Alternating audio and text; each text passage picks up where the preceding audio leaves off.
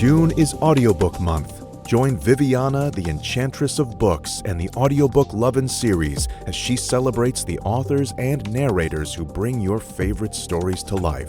Not only will this month be packed with exciting guest podcasts full of all things books, but stick around after each episode for some special information about this year's giveaway and more. Hi everyone, we're celebrating our 10th year anniversary and I'm so excited. Woo! Welcome to season 10, episode 13 of the Audiobook Lovin Series 2024. And as you may have heard the hoo-hoo in the background there, we have returning guest narrator Rob Brinkmann here with us today. Welcome back. Hi, thanks for having me back. Congratulations on the 10 years. Thank you. It's been such an awesome journey. And especially when I get to meet, at the time you were brand new too, but new to me or brand new spanking new narrators. And you were one of them. And I was like, he's awesome. And so I've kept you ever since. It was a wee baby back then. Yes. I'm grateful that you have me back on. Yeah, it's been great to see your journey. And that's something else too that I've been very fortunate to see many journeys go through in these, 10 years of having this show and, the series, just having that dialogue and seeing everybody grow and just get all sorts of different things and travel and going to conventions and going all over the place, right? And getting jobs, because that's the important part. That's right. All of it. It really is such a journey. It's been great. So I'm thankful very much so for you always being there and available and wanting to chat. And I thought it'd be kind of cool for us to reconnect because it's been a little bit. It's been a little too long. Yeah, I know. At least on air. That's true. That's true. That's true. But I do have a We bunch... DM, okay? We DM. Yeah, we DM. More like along the lines like, oh, I can't believe you got that book. Or like, hey, are you going to this place? Or like, you're having way too much fun on vacation, I'm mostly just jealous of your weather. Oh, dude, we're getting into our what the fuck hotter weather now with summer hitting. Because you got humidity, don't you? We do. That's the thing. Yeah, I'm out. Yeah, I know, right? Well, I honestly did not realize what the whole humidity thing was until I went to Denver maybe about 7 or 8 years ago for the first time ever in the middle of July. And I was able to walk a mile without being drenched in my sweats, right? And I'm like, oh, shit, this is what the whole humidity thing was. And yeah. That's great. I love tropical spaces, but as an asthmatic, I can only be there for so long. Yeah, there's a nice window of time where we'll start having those cooler nights, but not very hot weather days. So like December, January, February, March, early April, and then that's the cutoff. That's fair. Yeah. But I can at least say that my booth has a similar climate than probably humid Florida in the summer for the entirety of the summer months. Yeah, you guys get creative on how to keep yourselves cool in there from ice It's not packs. creativity, it's desperation. We're just trying to survive. I remember talking to a friend that's in New York also, and he's like, give me a second. I'm like, where are you going? And as he's walking away from the phone, he's like, I'm getting an ice pack. I'm like, what? Did you hurt yourself? Yeah. And he's like, no, I'm about to get in the booth. I'm like, oh shit, okay. Yeah, and it's tricky because you have to get the ones that don't like crinkle and crackle as they melt, but they last the longest. So yes, they do.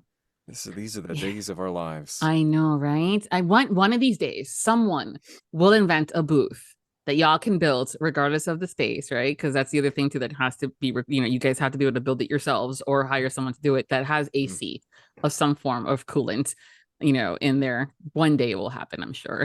Someday it'll happen. Someday. So hopefully before I have only gray hairs on my head. It's a weird metric, but that's the first thing that came to my mind. Right? Which used to be the Matrix, but I'm like, well, I had a friend in senior year that had white hair, so maybe not. No, my dad had gone fully white by like 40. Yeah. So I'm just waiting for it. I'm waiting for it to drop. Okay. I had a few in there, but it's exciting. It's exciting for me. I got a few grays. Yeah, but that's the whole thing. It's like for men, it's distinguished and salt and pepper, and it's like one of those. Oh, okay. for women, it's like, oh, you're getting old. And I'm like, listen, bitch. No, that's fair. I guess I think of it outside of all that, as where I see it in the mirror. I'm like, yeah, you're hard, dude. You've been through some shit. You've got some grace. This is your battle scars. Right? I just wanted to be like Rogue from X-Men with the Oh one yeah. piece of gray hair, just like that. That was my goal in life. I do Yeah, have a you could few. rock that. Yeah, I think I could. But now that my hair is all sorts of different colors, I was gonna say, what are you rocking right now? well, it's faded into magenta, light Ooh, blues, and some purple and some light lavender at this point. It used to be like red, purple, and blue. So sounds like an aurora borealis, a topical thing to yes. say right now. Right? Considering you all recently up north got to see the damn fucking lights, and I'm here in Florida saying, hey, where was it? Let's say the only people who saw them were people who had like long release lenses because it was cloudy as hell. See. Yeah, one day I'll get up north enough to see them, but in the meantime, I get this is the great thing about social media. Others got to enjoy, and I'm happy for them. Yeah, that's very Yes. kind of you. Listen, I was having a bit of a scare during that time line because we were having really bad weather here because of the atmospheric change shifting because of that phenomenon that was happening, and the Yeah. thunder was acting up as far as it sounded off. Whoa. It was sounding really Sounded off. off? Yeah, like How it does wasn't. thunder sound different? It was just more it was a weird echoey kind of effects. And here Were I you am about to talking. say menacing? Yes, I was. That's the spooky. This is spooky It word was for thunder.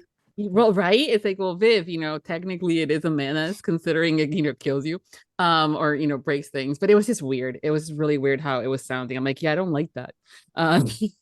This is fair. I mean, here I am, like I heard about it coming, and there were like, big solar flares, and I'm Mhm. thinking of like 12-year-old me staying up till 2 a.m. on the History Channel watching like greatest natural disasters on History Channel, like biggest solar flare will knock out all the planet's energy at once. And I'm like, oh, it's happening. It's happening. I've trained for this. Many a sleepless nights on History Channel. I know what Right? to do. Yeah. Or if you're like me, unsolved mysteries, I'm like, yeah, the aliens will come. It's fine. That's true. I'm more of an ancient aliens than unsolved mysteries guy. But if it's human problems, it starts to freak me out a little bit. That is true. Yeah, that is true. But yeah, it's just one of those things. It's been an interesting couple of days, couple of weeks and stuff like that. And I'm like, hey, June's coming around. It's the June audiobook month. And then I had that moment of, oh shit, it's our 10th year. I That's gotta right. do something. Whip it together.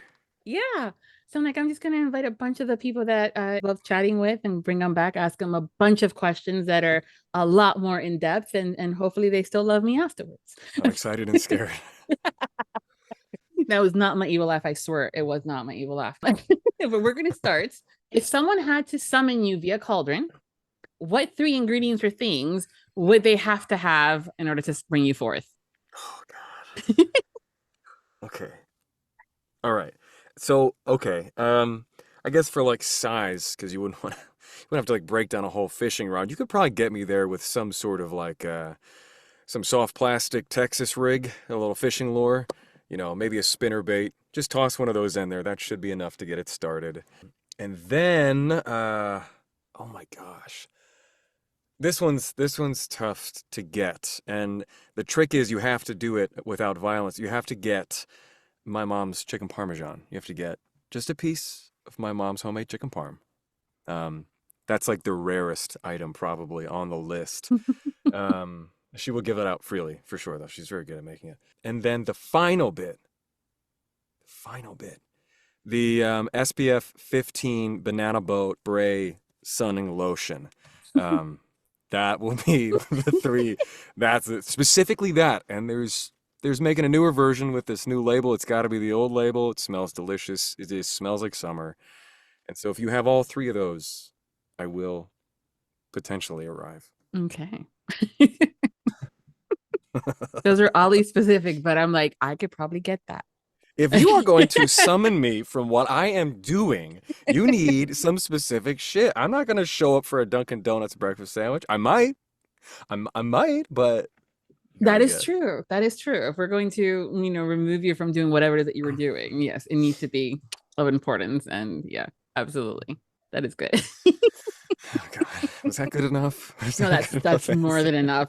It's very, like I said, interesting for especially that's PCF, but it's an interesting one too. But I understand the why. It's funny where your mind goes. I haven't had my mom's chicken parm in years, but man, it's so good. You're gonna have to call her and say, "Hey, I was talking to Viv, and I think so. maybe not tell her the whole summoning via cauldron part, but She's cool. She'll be fine with it. Pretty much had a pagan wedding anyway. yeah, see, it's one of those things. He's like, "Oh yeah, it's fine. It's cauldron. Does she have the right size?" I'm like, "I have several, thank you." That's right. That's good. That's right. Like a good friend. Yes, absolutely. What does a healthy relationship look like to you? Whoa, the big Mm-hmm. gun. You're coming out with the big guns. Yeah. I mean, is selfishly the right word? I don't know. Like my marriage is pretty. I'm very lucky. What's the question again? I started thinking of my wife. I'm so sorry. I love the fact that you got distracted by thinking about your wife. It's like, yes. I want to answer the question right instead of just begin to wax about it. Yeah. Well, so what does a healthy relationship look like to you? Healthy relationship. Okay, healthy relationship to me. I think a healthy relationship is a partnership where you are comforted by your significant other. They create a safe place for you, and they also push you, whether that's like with an adventurous spirit or an adventurous cooking appetite, or just push you to get off the couch when you need to get off the couch and do your fucking job. I think that's like creates a healthy space with a lot of fun and like space for growth and new things, staying curious about I don't know, new stuff. I'm trying to think about like I've been we just celebrated 12 years together and I'm trying to think of like the tenets of what make us us. It sounds like I know what I like about her, but yeah, I'm gonna stick with that. Okay. Comfort, safety, and adventurous. Yeah, those are good. Those are all good. Absolutely. So the other thing too that I've been kind of realizing in my older age and getting wiser, I don't guess wiser as we get older and maybe Ideally. we ideally, right? Yeah. Is kind of like our love languages, and not just on the romantic aspect of things, because I realize that we have like these love languages even with our friends and even at work. I realized this after 16 years at Disney, what made me like really thrive, and it was just one of the things like, oh, okay, words of affirmation was one of them from the day job, but for Mm. other things and things like that. So what for you, what are your love languages? My love languages. It's funny. I've actually we had this like check-in recently about it because you end up talking about these things. For me, touch is big for me. Whether it's just a hand on the shoulder or just some contact in general. That I've learned that's part of the way that I communicate. I'm a hugger. I love to shake hands. I that's part of it for me. I think that's like.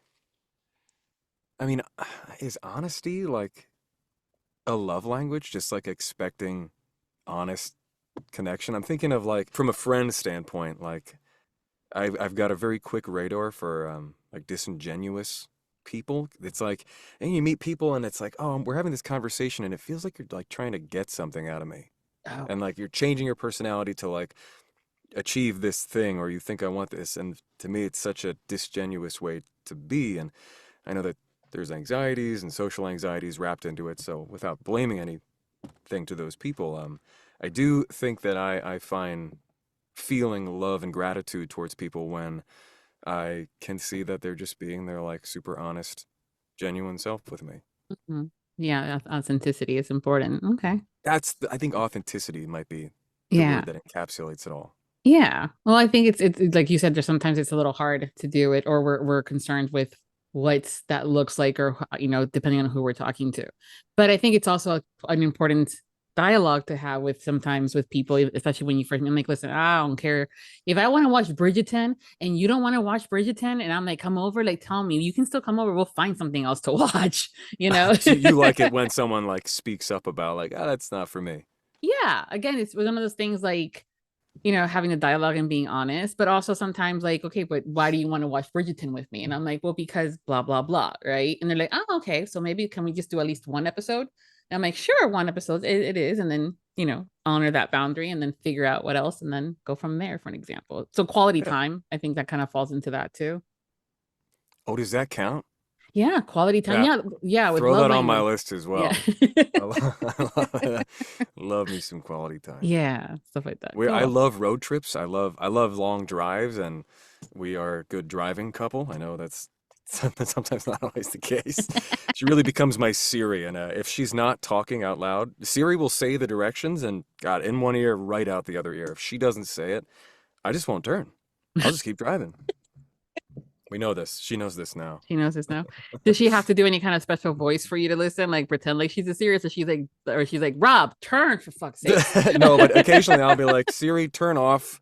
We'll Hmm. play it like that. No, Okay. no, I love long road trips. Yeah, they can be Little fun. podcast, little audiobook, a little silence, a little breeze. Oh, we're at like window opening season now up in New York when you're driving. Yeah.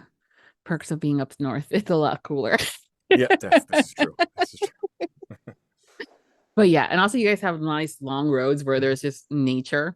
Depending on where you are here in Florida, sometimes you just see, asphalt. And gators, I hear. Gators. Oh God, yes. Gators up the wazoo. But we also have bears and panthers You have and bears in Florida? yes, we do. What the fuck? It's like the Australia of the United States. Yes, we are. We have wild boar. And I'm just thinking of my neighborhood. So, yeah, we have all sorts of different animals here in Florida. It'd be surprising. But yes, it's always great when you're like, oh yeah, there's the bear, there's the gator, right by the Look, hospital. if it's not trying to kill me, I'm down with it. Oh yeah, absolutely. Yeah. But speaking of things killing and people getting on nerves and all that fun stuff, what is one thing that will get on your nerves immediately? Oh, I wrote this down once because someone asked me what my pet peeve was, and it's so hard for me to figure it out. What is my pet peeve? I guess one that is it's just loud, open mouth, lip smacking, chewing. Oh, dear God. It just drives me. And especially during a conversation. Yeah.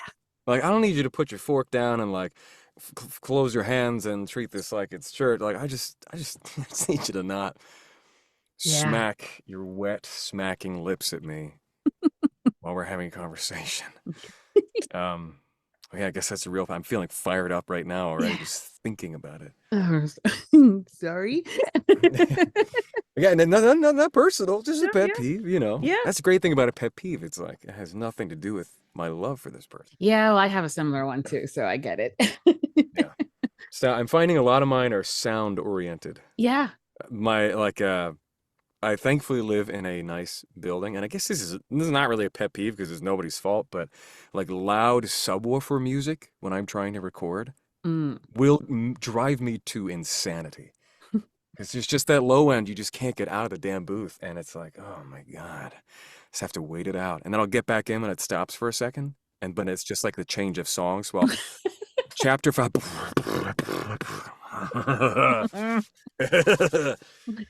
So those two things. Okay. What are you most afraid of? Oh God. Oh my God.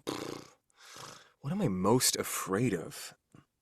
That's a good question. What am I most afraid of? Things that come to mind at the top of the list are drowning, and then above that, being eaten by a shark while drowning. Feels like the worst of all worlds. It really is it's focused on deep, dark water. Thalassophobia, I don't know how it's pronounced, but I think that's the term for it when you're just a sense of dread about deep water. My wife's from a lake town upstate, and we were just out on the kayaks one day, and there's nothing in this lake other than bass and seaweed, and jumping off these kayaks. You know that scene in Pirates of the Caribbean when the Kraken is destroying the ship, and they do that shot where it goes from you see the ship in a distance, and then the camera slowly pans underwater, and you see the gargantuan size of this dark beast in the depths. Yes. That's what I feel when I go underwater in a lake. Just, it's irrational. I know it, but I feel like I'm gonna get dragged to my death. So that's, I think, probably what I'm most afraid of. Okay. I mean, that's a comment. I think I remember talking to you that one earlier, first on the conversations about you were going to be on vacation, and I think you were going into the ocean or something like that. And you're like, "Yeah, I don't like the the depths." And I'm Yeah. going, "Yeah, It's you're a going love into the hate. ocean." You know, Yeah. it's like a morbid fascination. I love the ocean. I will sit on the beach for hours and hours and hours, and I'll go in up to my knees. I'll body surf. I'll have a great time. But as soon as I'm out past, if I'm like in a boat past 13 feet, fuck Mm, no. no. No, no thanks. Well, at least now we know not to invite you or go on retreats or anything like that with like big bodies of ocean, like waters and stuff like Hey, give me a that. fishing rod. Yeah. I won't come back. Like, I'll Yeah. spend the night out there. Come on. That Just is not trying different. to make friends with a barracuda. You know what I'm saying? Yeah. True. So, what is one thing that never fails to make you feel better? Oh, my puppy, Oh, my dog. It's just like it's just infinite love in like a cuddly, warm, fuzzy sack. I don't know. It's just like the most wonderful thing in the world. I'll be walking. It's like one of the perks of working from home. You know, I'll go out to get some more water, and he's just like laying on his side in cow position on the bed, and he's just got his big glassy eye looking at me, and I'm gonna walk in, and I'm gonna like hinge over on the bed and shove my face in his little belly that smells like Fritos, and I'm gonna be happier when I walk out of the room. And that's that. Okay. yep. As Um, someone that has four of them, I understand. you get it. You I just get it. do. Yeah. Well, it's nothing like leaving the office and having them be all excited to see you. And I'm like, you just literally saw me like 5 seconds ago when I came to get my water. I But the know. excitement of like, oh my God, she's back. And I have one of them, Atticus, that loves to bring me his favorite toy. Like he brings it to you in greeting. And Oh, yeah. And I'm like, here you go. And then I throw it. it's just like I get the life is so simple for like a house dog, and when we first got him, like, the puppy phase is like really frustrating, trying to manage like how your life changes. And then like someone told me, they're like, like when you are ready to go on your like one of two walks or three walks during the day, like that's the moment that they've like it's their favorite time of day. It's like they've waited the whole day for this moment. So as frustrated as I am sometimes, now like taking Rudy out for a walk is like a chance for me to decompress and like just like absorb how fucking happy he is to just be outside. To be there with you. That's the other thing. It's because it's with you. And it's like, okay, great. There's no expectations, no requirements. They just want you. It's All just right. nice. It's just really nice. I don't deserve it. I don't deserve that, but I'll take it. Yeah. It's definitely something that unconditional love. And when there's a mess in the living room, because my oldest one is starting to not, or either she's in her phase where she is old enough and she's like, I don't give a fuck. And so she'll have accidents in the house, or Hmm. she's getting to that point where she can't hold it. But I'm like, it's okay, girl. I'm just gonna enjoy it while you're still here with me and clean up after Yeah, you. because you And love them. yeah, and things like that. But I get it. I love the pets and the dogs. They're all furry kids and they all have their personality. I had to send you a video I took of Raven excited about getting her food, also complaining that I'm not moving fast enough as she's barking to Nico, who is my pit mix. The audacity. I know, but Nico's face was like, I could eat you. And she's the That's one doing the right. barking. That's right. It's always the little ones. Yeah, it's always the little ones, but yeah. Who narrates an audiobook memoir about your life? What? I love this question. Oh God. God, what would anybody want to read a memoir about my life? You know, I I think, all right, if I'm really gonna think about this question, I'm gonna think about like how would I write a memoir? And I think I would only be able to get through a memoir if I like made fun of myself the entire time. And one of my favorite narrators for whimsical fantasy is Heath Miller. He is so good. It's just so like lighthearted and whimsical, and I think he would crush it. It's so weird to say I wanted to narrate my memoir. I know him. I've met him at the conventions. He's such a cool dude. He's my bud now. But like, Hmm. yeah, Yeah. yeah, all right. Okay. Yeah, yeah. Heath Miller. You Got fucking it. awesome, dude. That's a good one. What hobby have you always wanted to pick up? Oh, geez. What hobby have I always wanted to pick up? Oh, that's a tough question. I, the, hmm. 'Cause I love my hobbies. I love cooking. I love fishing. What have I not picked up? I was really good at sewing in home ec in grade school. I Hmm. made this laundry bag, this giant blue camo laundry bag that I still use to this day, 20 some years later. That's Wow. how good I was at sewing. But I worked in theaters my whole life and know people who make costumes, and I always thought like, man, like I could like I could like make stuff. And I've tried it, and I suck every time, and I have no patience for it, and like I think at the end of the day I have no real desire for it, but there's a part of me that's like, yeah, you might be able to do that. Oh, can you hear Rudy in the background? Is that what that was? I was like, why does it Yeah, sound that's like that. wind? Yeah, It's blowing. if he only knew you said that. He's probably someone delivering some mail. Mhm. Yeah, I guess sewing, I guess. Okay. Maybe, yeah. Yeah. Because that way I can like make my shirts fit better by like adjusting them and stuff. Yeah. Going to the Renaissance Festival will be fun for sure. Yeah. I've never been to the Ren Fair. I've always wanted to go to the Ren Fair. Dude, you have one in New York that is known for like the best Ren I Fair I know, I ever. know, I know, I know, I know. But it's literally every year I'm out of town. It's like it's stupid. This year I'm going to plan it ahead of Okay. time Okay. so I can go. Okay. I promise. I promise. I promise I'll go. I promise I'll go. We have Ren Fest like a season here too. Usually starts right around October, November, our cool season, and then it ends right at the end of March, very early April. And there's a bunch of them, and so my husband loves that stuff. And guess like I'm fine with going like with a pair of shorts and shirt and book bag or whatever. But he's like, no, we must dress up. I'm like, fine. And I so yeah, I really I get him a lot. These are my people. I yeah. was talking to Liz about it because she's like, yeah, I'm interested in going. Like I've gotten her to play D&D with me. Like I know she's got that in her, but she's like, do we have to like fully dress up? I was like, you don't have to. I might. I don't know. Maybe I will. Maybe I won't. I probably will. But you don't have to.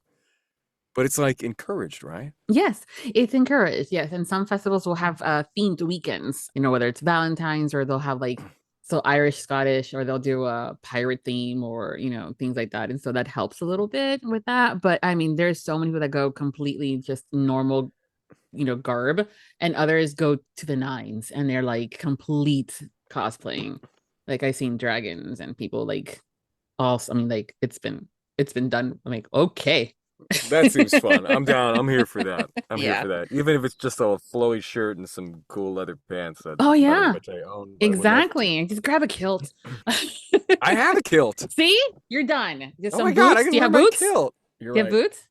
Boots? Of course, I've got Okay, boots. see, I live there in the you go. Northeast. Exactly. See, and for All her, right. just a long flowy skirt and That's true. just I never a thought of white like flowy shirt. Scottish fantasy. Here I am thinking like I have to do the like Renaissance Medieval. fantasy. Yeah, no. Medieval, yeah, medieval. Yeah, no. It's okay. Thanks. Really Welcome. taking that pressure off. Yeah, I'm set now. Yeah, it's always fun, especially when you hear like taste the king's salty nuts. Taste the king's salt. And they're like, oh yeah, you mean okay, yeah, that's literally like just the nuts. Okay. That's what I love about like fantasy nerds is we're cheeky as fuck. Oh yeah. We love a cheap joke. We love a pun. Oh yeah, that was hilarious the first time I heard it. And they're like, what was the other one? Oh, do you like some lemons? Would you like some lemons? Look at some lemons. Get it? Yep. And I'm like, alrighty then, that's good. Okay. All fun. But again, it can be very, very just something to do on a weekend. But you guys do have a really good one that it's on my list to go one of these days, like when it's up there running, and spend a couple of days up there and just to give him like this is your birthday, your Christmas gift, and anything else for the next year. Okay. Well, if I go, I promise to show you a picture of our outfits. Perfect. Yeah, let me know if you need any ideas and suggestions on how to do it without having to actually do it. I will, but clearly I want to do it. I want to buy a sewing machine, learn how to sew, and make my own costume. Yeah. Well, so Paul has an entire armor outfit that he's like, yes. So here, the story behind that one is I think it was, so we got married in January, so it must have been like October. And he's like, I found something for the wedding. And I'm like, really? And I'm like, what? He No. goes, it's a little expensive, but we can use it for like decorations for the wedding, and then we can just have it forever afterwards. And it was this thing, and it's like $500 at the time. And I'm like, okay. And literally, it's from the whole headpiece. It's like a medieval knight, It's but it's like a a full heavy suit of plastic. armor? It's a full suit of armor, but it's a heavy plastic, and Lit. it looks really well, and even photographs really well. And it's been 22 something odd years later. He's used it for schools for Don Quixote de la Mancha. He's used it And he for, can put it on. yes, he can wear it. Yeah, it's Oh my currently God. yes, it's currently in our That is formal the dining gift that room. keeps giving. That sound. Would you Mhm. please shake his hand for me? Because that's really lit. Yeah, he's very happy. But now he started to add pieces to it that are real actual armors. So we have the whole the chainmail shirts. That he has that. He has a Wow. helmet that's I'm like Did he make the chainmail? I've seen he like wanted videos of people to. who do that. He wanted to, but it's just a very time consuming and also supply wise to get the right kind of, because it's a Mm. steel that's it's a bit more expensive. But he's all about supporting the little shops and the independent artists that when we go to these run festivals. So he got one that he liked, and Hell yeah. yeah, and so he got his shirt. That's always A funny. mithril vest. Yes. I'll have to show you pictures. Please do. That sounds Yeah. awesome. So aside from when you're wearing your kilt, I'm sure, when do you feel the most free? I had to. Seems like a leading question. I know, You know, right? when do I feel the most free? It's tough for me to unwind. I'm one of those people who like by day 5 of a lucky 5-day vacation, I'm like antsy to get things done. I'm worried about things I missed. And so for me, like there's two places that I can truly, truly unwind. And th- it's all just being deeply in nature. I'm either like at a beach listening to the waves for like 5+ hours at a time, and then I will finally get to a space where I can truly let go. Or like a deep forest. I was lucky enough to go to Costa Rica once, and the sounds of that forest are insane. It's like the most alive place I've ever been to in the world. And it's just like being surrounded. I think this is part of why I love New York City. I like being like assaulted by my surroundings, and being in like the cloud forest and Monteverde and cloud and Costa Rica. It's just the sounds of the birds and like the critters and the frogs. It's just like, man, it's just you feel like a part of it. It's very Zahelu. That's when I feel the most zen. Okay. Nature.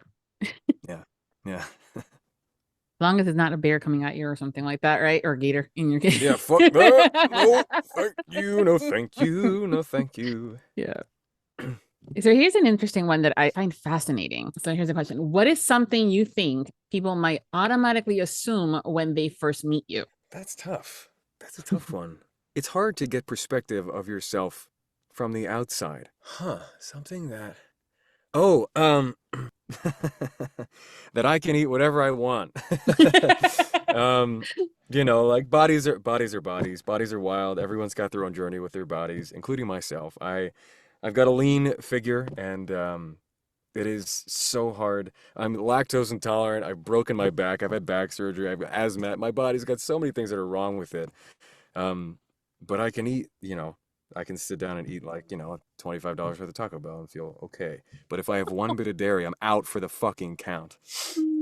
But some of my friends give me shit that I can just sit and eat whatever I want, and in the back of my mind, I'm like, oh, how wrong you are. And my buddy Rohan always brings up in college. I went through a period where I was just very sick a lot. I was a sickly person in college. I was in and out of the hospital, and he's like, I'll never forget one time we were all going out, and you were like, you were supposed to come out with us, and you called us, and you're like, oh no, I can't come out. Like I ate a couple oranges, and I've got such bad acid reflux, which was probably a legitimate response. I was in the hospital for food poisoning. I was just a mess. But yeah, that might be it. That never assume it's easy for someone else. Yes, that is true. And that's something I think many of us are starting to learn about, who we are and what our decision making things are. I have friends too that are lactose intolerant, and they're like, I don't care, I'm having my pizza. And I'm like, okay, but do you know where we're at, right? And you're like, You gotta live, but if there is Yeah. not a door or Yeah. airflow, you need to live in the parameters of respecting the people around you. Yeah. And I recently learned that there are some cheeses that individuals that are lactose intolerant can have because they're like the age sheets, the cheese. Thank you. Maybe I speak. Cheese, like Gouda. There's very little lactose in it because it's aged so Huh. well. Yeah. God bless him. Yeah, I It know. all, But it all others, hates me. yeah, see, and then others are like, yeah, no, I can't even look at it. It's all right. It's all right. I'm healthier for it. But boy, do I miss. I miss. There's nothing. There's a lot of great non-dairy substitutes out there. Like I'm talking your ice cream. I can pretty much make whatever I want, but not a mozzarella stick. Oh no, There's that's right. nothing. Mm, mm. There's like flat mozzarella sticks. Those ones that look like they're just fry batter mozzarella sticks. There's so many mozzarella sticks I just can't ever have again. But I'll like, if someone orders them, I'll just like take a big fucking whiff and I'll be satisfied. I'll be turned on and satisfied. I'm laughing because that's anytime I go to a restaurant and I look at a menu, it doesn't matter where I'm at. I'm like, oh, babe, they have mozzarella sticks. It's just I innate. love It's me something some about our mozzarella. Yeah. Dairy Queen mozzarella sticks. I used to house them by the 12 when I was a kid. Oh wow. Maybe that No, was it. Maybe I just lived it so hard. My maybe. body was like, you gotta hang up the Yeah. old mozzarella stick hat Yeah. and put on the kilt. Yeah. And I did not realize how different the mozzarella sticks are up north. Like from New York to Connecticut, they're different too sometimes to what I'm used to down here in Florida. How? Well, the sizing also, the shape, like I didn't know, like for me, like literally like a stick, like a cheese stick, right? Is what I'm used to. Then you up north, you Ah. guys have a more like flat, like almost like a patty. Yeah, sometime, yeah, the Apple, I think was it Applebee's? They have the flat ones. Oh my gosh, sometimes at city fair, like county fairs, they do this thing, it's called a mega mozzarella stick. I've And it's heard. like, oh my God, it's wild. It's so wild. It's like the size of Korean hot dogs, those big, big, giant, but it's a mozzarella stick. It's just a giant mozzarella stick. Yeah. But it has to be done right because sometimes you bite into I mean, I know it's for you, it's been a while, but were you the kind that if you bit into it and it wasn't fully gooey, it's like, yeah, that's not good. I think, hold on, let me just really search back years ago in my mind to the depths of my memory. I think I liked a solid cheese pool. Of course, I wouldn't want it to like melt all over me and Right. burn me, but it's got to be melty enough where I'm not just eating a block of cheese, which, on a different day would be the desired activity. But that's, if I want melted cheese, I'm in a mood. If I'm on a block of cheese, I'm in a mood. Yeah, no, I agree. Yeah, they haven't really found a good substitute for that as non-dairy goes, but No, hopefully one day there'll be something. it's okay. Yeah. I've grown to love other things. Tamales are my new mozzarella stick. It's not exactly the same, but I fucking love them. Yeah, tamales. Okay, that's a good one. All right. So as being a guest that you've been here before, for the patrons, we have that round, the quick round of would you rather, where I make you choose between two things. And one of the question has been the guilty pleasures. Would you tell everyone your guilty pleasures or never partake in those guilty pleasures ever again? And y'all are like, oh yeah, I'll tell everybody. And then we kind of leave it at that though, because I'm not gonna bust out with, so what are those? you know, because it's not part of the question. But I've always played afterwards. I say, yeah, don't worry about it. When you come back, we'll talk about those guilty pleasures and never really do as evidence because I Mm. never did that to you. But I'm doing that now. Here we are. Here we are. I'm like, yeah, you know what? I'm kind of curious to see what some of your guilty pleasures and what you would consider a guilty pleasure. What are those? It's such an interesting question, right? Because like, if to say like I'm not worried, I'm not ashamed of what pleases me, it kind of takes away that guilty part of it. I'm trying to think of like what am I ashamed of that I do? And and it's tricky, right? It's like, okay, there's some things that like I love going to power metal concerts and like I was like, is that count? Because I just know no one else in my life enjoys listening to that music other than me and my brother. But that's not really a guilty pleasure. That's just straight up pleasure. And then I was Mhm. thinking like, is it canceling plans to just stay at home with my dog? Is that a guilty pleasure or is that just again something I enjoy doing? Introverted 101. Yeah. Yeah, that's just 101, man. Come on, Yeah. you got a furry pet, you've done that. Yeah. There is one though that I do when I do it and then I'm like, I shouldn't have done that. I shouldn't have done that. And it's actually quite topical to what we just talked about. I have a rule where if Liz is out of the house, like somewhere for the weekend or somewhere, and I'm alone for dinner, I'm not allowed to order a whole pizza for myself because I will, and I'll probably order two, and I'll eat it all, and I'll feel absolutely terrible for at least 2 days. But every now and then, I'll justify it, and I will order two medium, two topping pizzas from Domino's. I'll get a whole head of iceberg lettuce, and I will sit and I'll eat it all.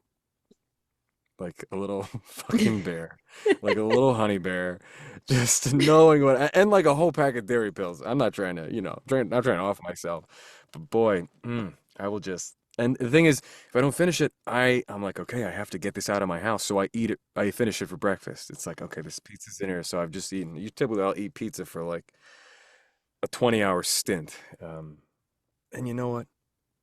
It's great. It's fan-fucking-tastic. Does your doggy help you eat it? Oh, Are they not allowed? They're like, no. I'm like, maybe this is gonna make people mad. I don't give Rudy a lot from the table. I grew up with dogs that just would bark at the table and beg because they would just get whatever they wanted. And I was like, I told myself, I'm not gonna have a dog that begs at the table. So I don't give him a ton of like people food, but when we're home alone, he does get a little bit of that cheese. He just gets a little bit of that cheese. But it's just like there's something I don't know. It's just like just us. I feel like we're blown out. It's like Yeah. bachelor night, and it's like nothing about this is bachelor night, but like he's always sitting behind me on the couch, looking at me like, yeah, totally. This cheese is delicious, right, Dad? Right, Dad? You're gonna give me some of that cheese? So I give it to him because I'm not a monster.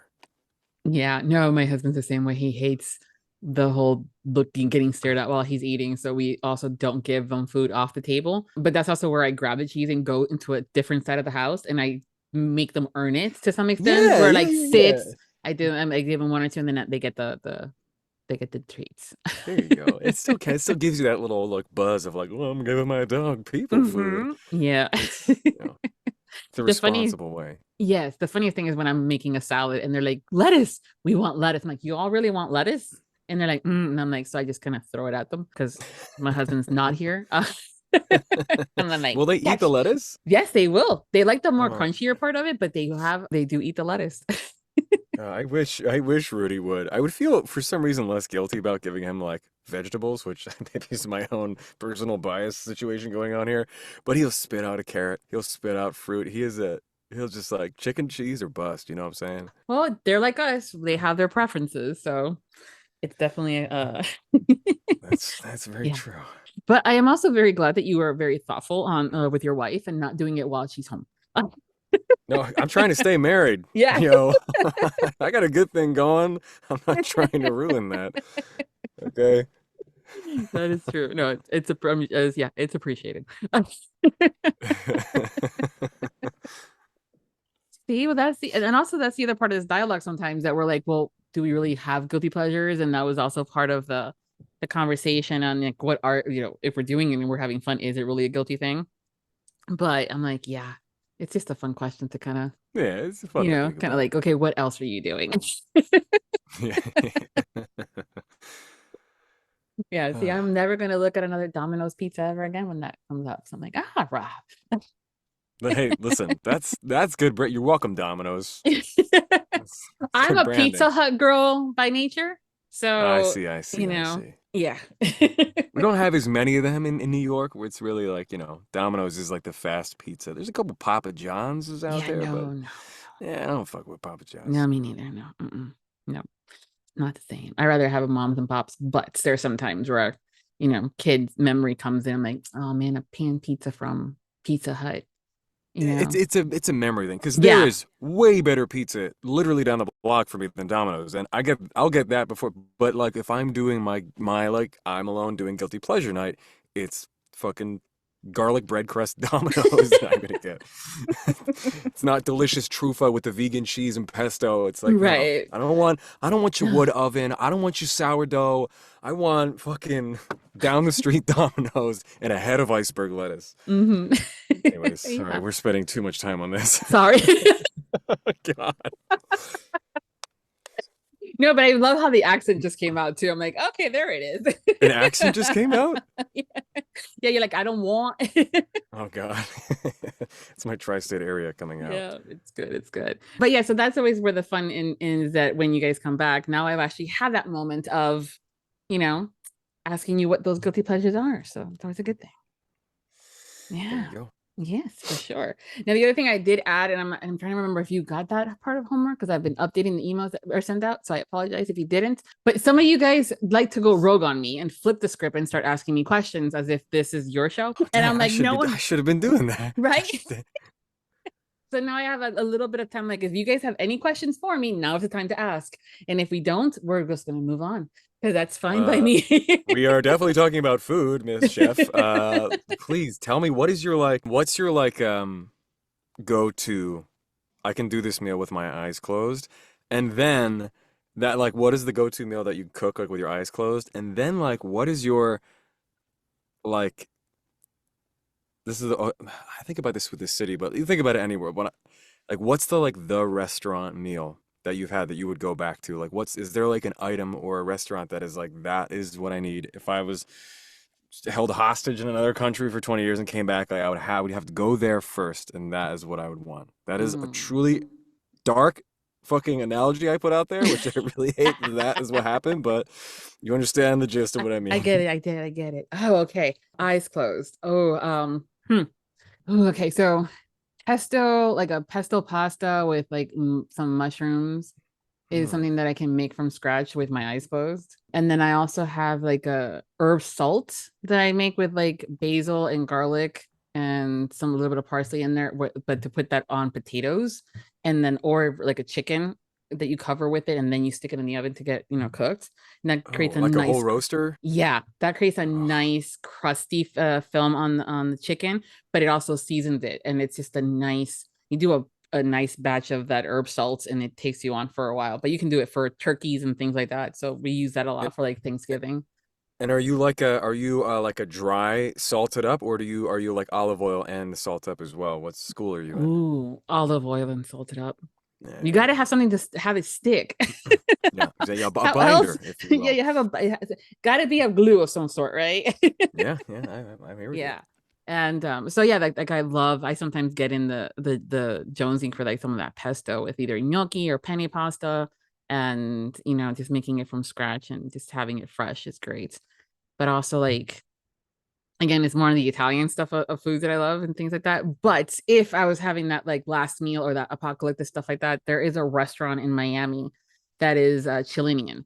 And it's for me, it's also a bit of a memory. My mom was from Chile, and so there was that restaurant that we would go to sometimes, and they have authentic Chilean foods and desserts. And they have these empanadas de queso, which are like cheese empanadas, but they're fried. And then they had the meat ones that were in the oven. They were different. It was a different dough and everything. I know how to make the cheese one at home, but it's still not the same because it's still a memory thing. Yeah. But the oven ones were also good, but I didn't like the stuff in it because I'm 5 years old when it comes down to sometimes food and texture. So I would eat the corners. And so I would get a bit of that bread, but also a little bit of that flavoring of the meat on the inside. Oh, the corner is like the best part. It's Yeah. like the best part of a frozen burrito is like that end where it's like all thick and shit. Yeah, I still remember the first time my husband, when we were, we had first met in Miami, so he kind of got more in this side of the food of, the Argentinian and Chilean. And the first time that we had that, I looked at him, I'm like, puntas, like corners, please. And he's like, what? And I'm like, give me the corners. If you love me. Yeah, talk about love language. Right? So that's one of those things where if I, end of the world, I'm like, I've got to. Because they did it the same way every single time, was just so good. And they have these desserts where it's like caramel, but it's dulce de leche. So it's a little bit softer and more gooey. So it's like a center. They have all types of things and everything has powdered sugar on it. Oh my God, that sounds so good. Yeah, and they have that one cake that's torta milhoja, which is just very thin, almost like a pastry dough, but thin, like very flaky, and it's like caramel, and then another layer of that cake that's very thin, almost like yeah, it's like almost like that kind of like for like it's a dough kind of a thing, but it stays thin. And so then you do it and everything is just a piece of that cake. It's just dough and that caramel. I'm like, I'm gonna need this restaurant for yeah. when I go back to Miami. Jeez Yes. Louise. Yeah, it's really good food. And they have things like fish and, steaks and stuff. And I'm like, and their breads, I'm like, because I'm a bread head. I'm like, I want that bread and I want the empanadas and I want the dessert. Because You're a breadhead. I love I it. am. I'm a, That's the best. bread head. Yeah. It's one of my favorite classes in culinary school too, was making breads. A lot of frustrations were taken out, by the way, when you had to knead that dough. You're like, but Oh, yeah, but making bread is the best. yes. Yeah. But I'm also the girl that says I smell and I gain like 15 pounds. I mean, no one can actually sit and eat the amount of bread they want to eat and feel good about themselves. But the best thing about making your own bread is like shitty hot bread is still delicious because it's hot and fresh. Oh yeah, I mean that's also a bit of a kid memory thing, is going to those supermarkets in Miami and getting the Cuban bread right out of the oven, and my mom having to buy 4 because 2 of them were being eaten by the kids in the grocery store and on the way That's home. way. Right, nice and That's warm. also very French of you. They say, Yes. buy a bag. If you make it home with a baguette without a piece bitten out of it, then what are you doing? Yeah. Thank you for Yeah. indulging that No, question. thank you for having it. It's a good one. I will always talk food. Yeah, well, it's definitely something that is with the family and memories, and we use food to kind of connect with other people. Whether, I mean, when we're having celebrations, we know when, whether it's an anniversary or a birthday, or hey, we got the promotion, we automatically go, let's go to a restaurant, let's go, so insert food, right? Yeah, So that's my same way with my family, the like Italian side. One might say food is a love language. yes, that's for sure. I mean, that's when my grandma's like, you haven't eaten enough. I'm like, yeah, I did, thank you. Just take this to go. I put this little bag together. Just take it to Yes, go. take it to go. Or my favorite, take it for your husband. I'm like, well, where's mine? He goes, not you anymore, husband. I'm like, okay, thank you. I don't go home without leaving. My mom's always like, we'll have a full dinner and she'll put on leftovers. She's like, I got a frozen turkey for you in the garage. Just put it in the car. I'm like, it's April. We have a frozen turkey for me. She's like, just put it in the car. Just take it. Yeah, exactly. Ugh, parent and their love language, right? Making sure the kid's fed. I'm lucky. Yeah. Lucky. Doesn't matter how old we are. That's what they're gonna do. So That's yeah. true. Well, I could go on forever talking to you. It's easy. It's just easy. Yeah. So before we go, tell us what you're currently working on and what is coming up next for you that you can share. Oh yeah. I've been working on a series with Casey Shea, and we just released the most recent one, Wild Crush, it might be one of my favorite in this series. They're all small town romances. Wilder Valley is the name of the series, and Second Chance Romance is in here, and she just has a remarkable talent for writing like family units, like single moms. They're very quickly becoming like my favorite trope, because these stories then become about like two people who it's less about like miscommunications and more about like these are two people in tough circumstances just like trying to make it work, which is like I love that kind of story. The men in her stories are really well rounded, and so I always enjoy narrating them. And yeah, there's a few out in this series right now, and Wild Crush is the next to be released. I think it's going to be dropping pretty soon. Yeah, it's good. I love it when the the issue isn't the miscommunication in the book, because then I'm like throwing the phone, Yeah, and it's I mean, like, God, when it's when you want them so hard to just say the thing, like I'm here for that. But when it comes to it's nice every now and then to just get two people who are like, we want this, but it's not the right time, and then they don't go back. It's like, oh, they really just work to make it. Because that's the best life analogy for me. In romance is like, it's just like two people like just dealing with what life throws at them, and like when they decide they want the same thing, they make it happen. They do. And then for whatever reason, I just had a thought about, unless they're that couple that are arguing about him eating the cheese that he's not supposed to be eating. That's right, but then that they work it out. A good choice for that. My main character would be like, all right, I won't order a whole pizza when you're here. I'll do it only when you're gone. Yeah, because it's those little things sometimes that we're like, what? You Yeah, I know? haven't come across a single lactose intolerant character in Mm, all my stories. Well, mm, maybe it's not a glamorous no, trope, but no. But that would be an interesting romantic comedy just on the whole mentioning it. And we're like, oh, we all know, yeah, the but nothing lactose else. intolerant like Yeah. cheese curd peddler from Wisconsin. Right? Falling in love with like the vegan like the famous vegan like cooking star like touring the country, and they're stuck in Wisconsin because I don't know, snow and there's cheese curds and it's a whole thing, and I Look don't at know. that. It writes itself. It writes itself. Yeah, it writes itself. Yeah. Yeah. Oh goodness. They're like, yeah, Rob, no. I know where I stand. I know where my job is in this industry. I'll keep doing what I do. But if anyone out there is writing that story that has a similar, just get him to narrate it. Yeah, hit me up. A lot of life experience I can Yeah. lend to it. Well, thank you for being part of this year's Audiobook Lovin Series and helping us celebrate our 10th anniversary. Woo woo! The pleasure is mine, really.